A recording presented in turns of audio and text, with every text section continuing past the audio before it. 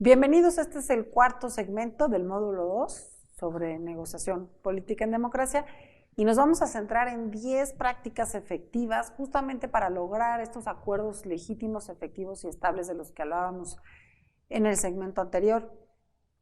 Estas 10 prácticas son el resultado de casi 10 años de investigación con mi colega José del Tronco y otros colegas con los que hemos documentado cómo se llegan a acuerdos, sobre todo cuando esos acuerdos son percibidos por la ciudadanía como avances significativos y logran ser estables en el tiempo.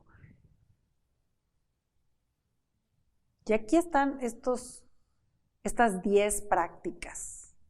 Vamos a detenernos a decir algo sobre cada una de ellas, pero justamente están orientadas en conjunto al cambio institucional.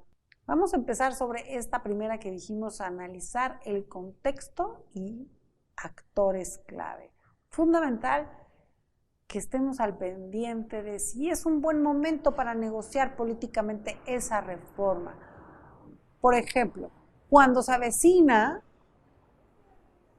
un proceso electoral, no es una buena idea negociar o querer impulsar un acuerdo multipartidario. Generalmente son contextos en los que la competencia entre los grupos parlamentarios se agudiza y se vuelve todo más susceptible de ser polarizante. En contraste, cuando estamos arrancando un periodo legislativo, cuando arranca una legislatura, es un muy buen momento para empezar a plantear la necesidad de hacer un cambio legislativo, de impulsar una reforma.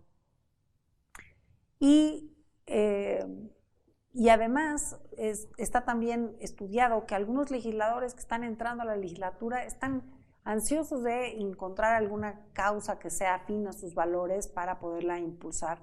Y muchos de estos legisladores y legisladoras realmente se comprometen con esas causas cuando de manera temprana les presentan argumentos, herramientas, ideas de cómo pueden impulsarla. Ese es un buen momento en el contexto político para iniciar un proceso de negociación o de incidencia en el poder legislativo. Hay otros elementos del contexto que siempre es importante estar atentos. Puede ser que haya un contexto de mucha crispación por el surgimiento de algún movimiento social. Eso puede generar un momento de gran parálisis en el Congreso, pero también puede ser, al contrario, generar un contexto de exigencia. Nos contaban actores que participaron en la negociación de las reformas sobre transparencia, las últimas reformas constitucionales que hubo, que la Ley General de Transparencia pudo existir, pudo ser tan profunda y tan radical en virtud de que a veces ese contexto de crispación es algo positivo, genera un entorno de exigencia, como sucedió cuando se negociaba la Ley General de Transparencia y estaba el país con mucha tensión y mucha crispación por el caso de los 43 estudiantes desaparecidos. Esta tragedia de Ayotzinapa sí generaba mucha tensión en el ambiente, pero también mucha exigencia de que tenía que haber transformaciones en las instituciones hacia mayor apertura, hacia mayor transparencia y rendición de cuentas. Ese fue un buen contexto para la negociación de la reforma en materia de transparencia.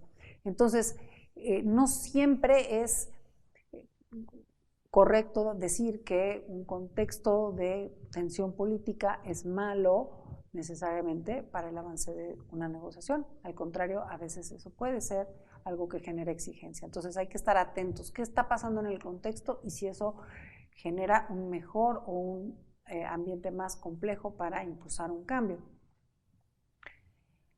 Y por otro lado, estar muy atentos a quiénes son los actores y las personas clave en esa situación, ya sea porque son tomadores de decisión de alto nivel en sus partidos políticos o porque son los líderes de algún movimiento social que está involucrado en ese conflicto, en esa negociación, en esa exigencia. También quiénes son los expertos, los que saben más de ese tema, algunos que podrían estar interesados en bloquear el avance. Todos esos actores es fundamental identificarlos y, como veíamos desde los primeros segmentos de este módulo, identificar claramente cuáles son sus intereses y necesidades, sus valores, todo aquello que pueda ser importante para atraerlos a la mesa de negociación y lograr que sean parte del acuerdo. En segundo lugar, una herramienta, una práctica que es fundamental para lograr acuerdos que sean estables y efectivos y por lo tanto también legítimos, es que las coaliciones que impulsan los cambios legislativos, las políticas públicas, sean amplias y plurales.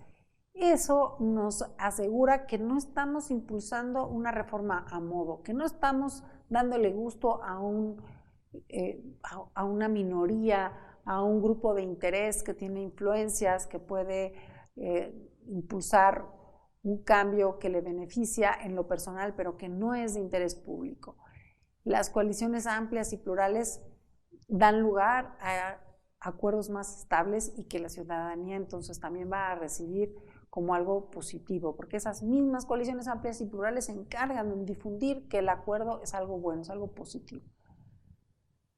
Y aquí puedo comentarles, por ejemplo, que en el caso de la reforma constitucional que reconoció los tratados internacionales en materia de derechos humanos al nivel de la Constitución y que nos asegura que en México todas las decisiones tienen que tener esta perspectiva de derechos humanos cuando se trata de decisiones públicas o cuando se trata de que los tribunales juzguen una situación, tienen que considerar ahora los tratados internacionales en materia de derechos humanos. Bueno, quienes impulsaron esa reforma eran una coalición muy amplia en la cual participaron organizaciones defensoras de derechos humanos, colectivos y colectivas de mujeres organizadas, ambientalistas. Todos estos grupos tenían interés en impulsar conjuntamente esta reforma, se fueron sumando también funcionarios públicos, expertos, organismos internacionales y representantes de los distintos partidos que acogieron esta causa tan importante y que logró esa reforma en 2011 que ha sido paradigmática en este país. Muy importante que pueda haber espacios seguros de intercambio, de escucha profunda, de diálogo reflexivo, cara a cara, donde se pueda construir esa confianza, eso que dijimos que era tan importante en la mesa 2, esa relación entre los diferentes, entre los bandos, entre los representantes, que necesitamos que se escuchen y se pongan de acuerdo para que construyan un acuerdo que responda a las necesidades de los distintos actores, de los diferentes partidos políticos o de los grupos que están involucrados. Ahora, es fundamental que estas reuniones, estas negociaciones que se dan en espacios seguros sean complementados con foros públicos y plurales de convocatoria ampliamente consensuada. Aquí es un complemento necesario que ustedes lean sobre el Parlamento Abierto, se los recomiendo mucho. Ahí hay principios muy claros sobre cómo organizar justamente estos foros públicos y plurales que tienen una incidencia muy positiva en la construcción de acuerdos, sobre todo cuando se organizan de forma colaborativa entre distintas fuerzas políticas, entre distintos grupos de esta coalición amplia que está queriendo impulsar un cambio legislativo en un tema de interés de la ciudadanía. Y les puedo dar varios ejemplos de estos foros públicos y plurales. Uno reciente fueron todas las audiencias que se llevaron a cabo justo cuando se reformó y se creó la Ley General de Transparencia, esta reforma de la que ya platicábamos.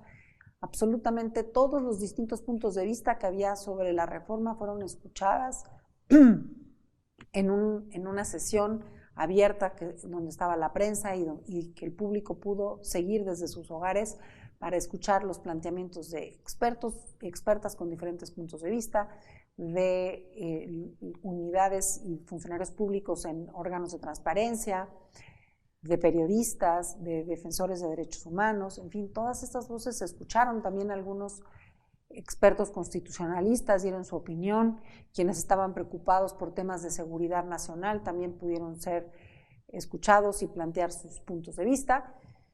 Y este Parlamento abierto, estas audiencias fueron clave para que se construyera una reforma en materia de transparencia que respondiera a los consensos que se identificaron en estos foros. Otro ejemplo fue la reforma ahora más reciente de la...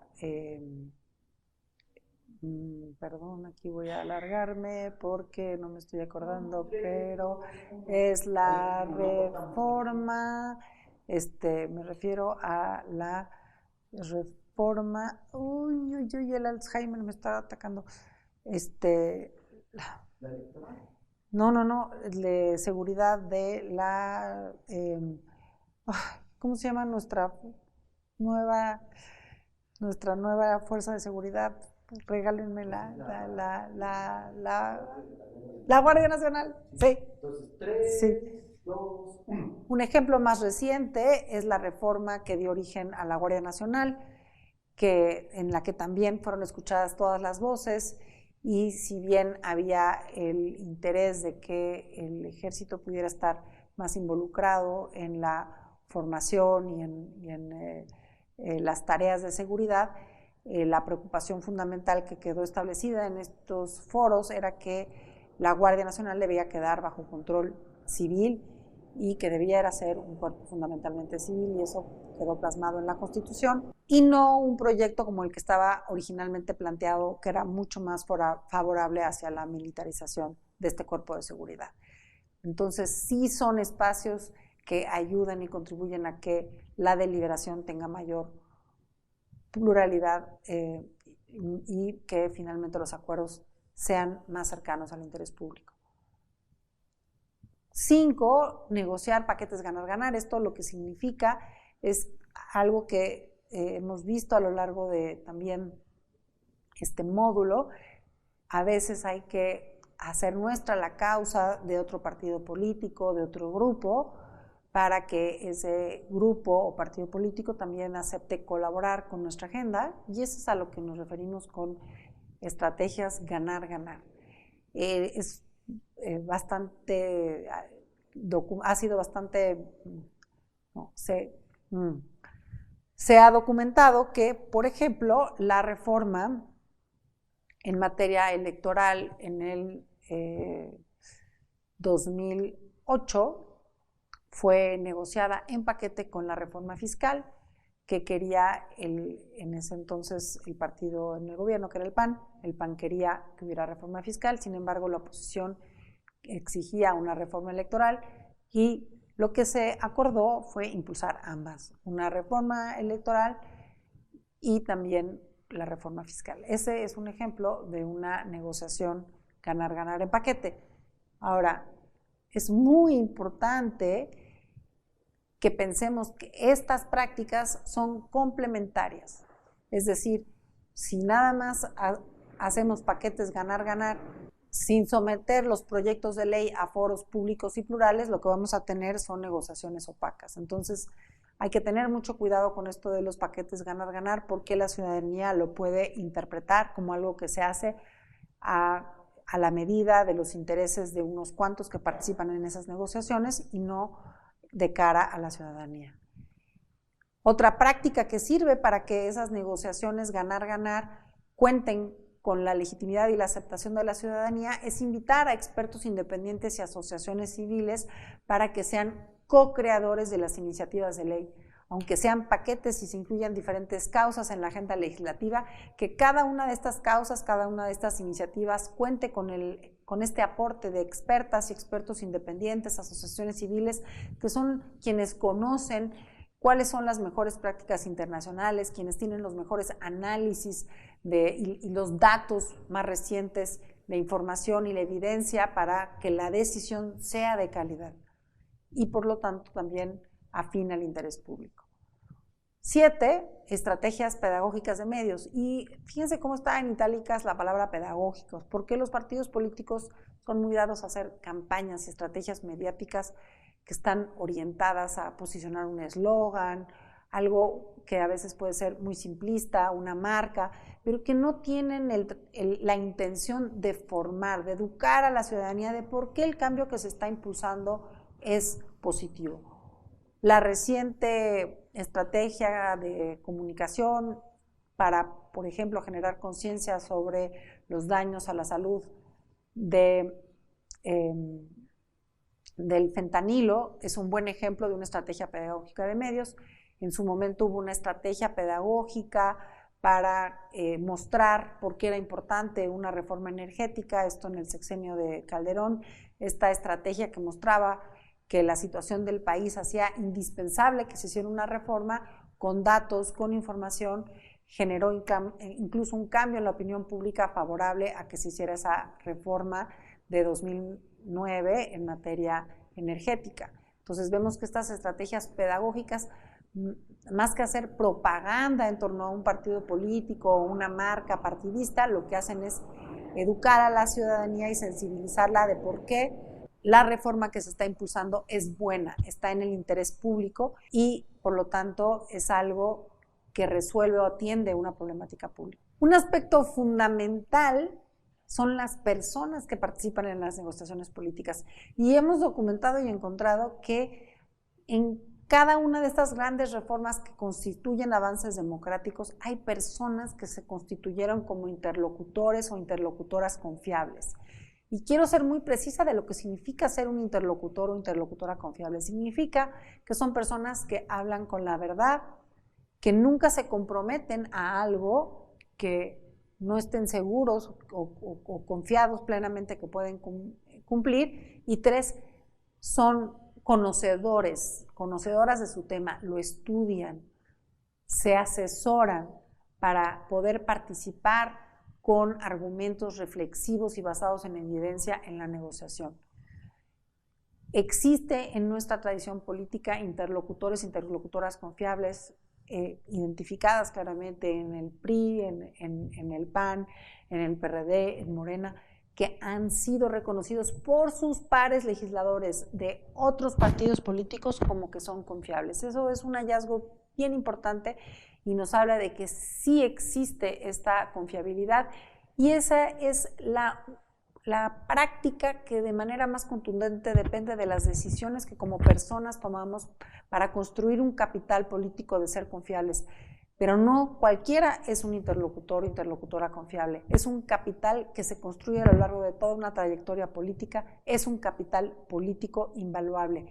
Y los dirigentes partidarios saben quiénes son sus interlocutores confiables y los van enviando constantemente a distintas negociaciones porque saben que pueden confiar en ellos y que otros partidos políticos se van a sentar a la mesa para construir acuerdos. Una política también fundamental, una práctica fundamental es asegurarnos de que tengamos un mandato claro al interior de nuestro partido político. Sobre esto no voy a decir mucho, es la mesa 1 de las negociaciones, recuerden el segmento 2 de este módulo de la negociación en bandos, tenemos que trabajar la mesa 1, cuál es mi mandato, a qué voy a la mesa 2, que es con los otros partidos políticos, y me tengo que asegurar de estar en constante comunicación con mi grupo político para comunicarles cómo van los avances, para ampliar ese mandato, hacerlo más flexible y asegurarme de que los acuerdos a los que yo llego realmente cuentan con el aval